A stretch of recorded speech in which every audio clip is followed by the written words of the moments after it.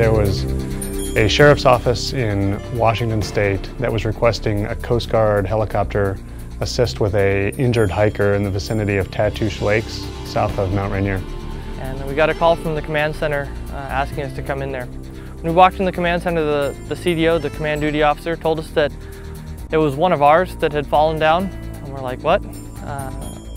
Petty Officer Ben Jilka was hiking up near Tatoosh Lakes on Mount Rainier, along with an FS2 from Station Cape Disappointment.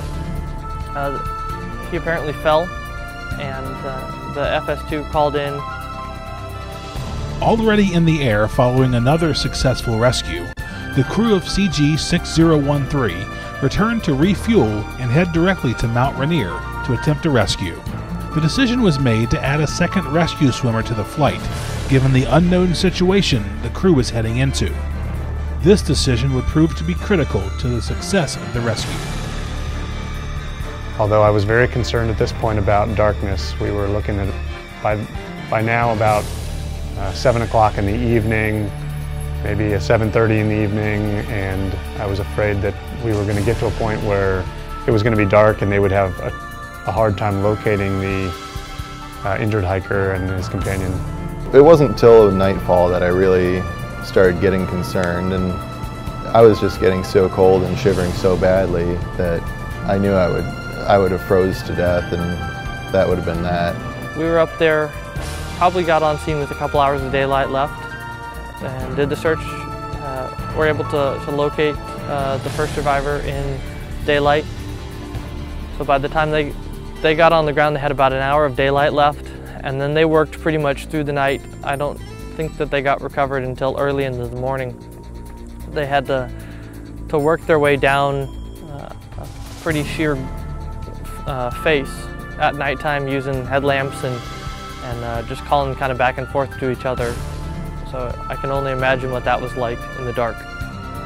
It took them like an hour and a half, 2 hours to make it down and actually find me, because they didn't know exactly where I was. They kind of had an idea, but no communication with me, and Cindy didn't quite know where I was in the dark.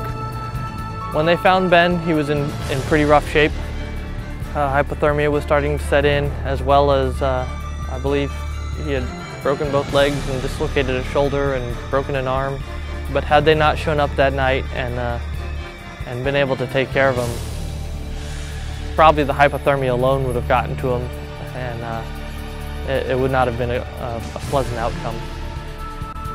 The crew of CG-6013 picked up the hiking companion of the survivor and was called off of the case after a very long day. CG-6035 arrived on scene to complete the rescue and hoist the rescue swimmers and survivor to safety in treacherous conditions. We arrived at Mount Rainier, positively located the swimmers who were on the side of this very steep slope. We could identify their headlamps with our night vision goggles from a few miles away, and we made contact with them and then formulated a plan for how we were going to proceed with the rescue. We knew my back was broken and they were worried about a neck injury, so we had to get me on a backboard. So between Petty Officer Starr-Hollow and Petty Officer Gaenzle, they were able to help one another out. If we had only had one of those on scene, then it probably wouldn't have turned out like it did. They not only had to get themselves down an extremely treacherous slope, but once they reached Petty Officer Jilka, they had to maneuver him into the backboard and then somehow get him further down to an area that we could safely hoist him. Once the rescue swimmers were ready to perform the hoist from the 6,400-foot elevation, the helicopter crew navigated through complete darkness and deteriorating visibility to execute the hoist in a narrow, obstacle-laden ravine, all the while hovering in a location next to the mountain with a limited emergency flyout route. What makes this case extraordinary is that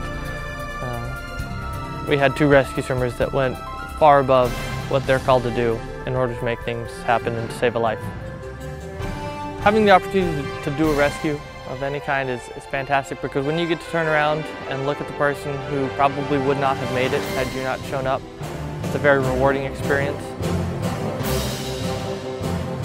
Please welcome to the stage tonight's awardees from Sector Columbia River. Lieutenant Commander Nathan Coulter. Lieutenant Benjamin Berman. Lieutenant Leo Lake. AMT2 Jonathan Randolph. AMT2 James Rizer. And AST3 Tyler Gaenzle.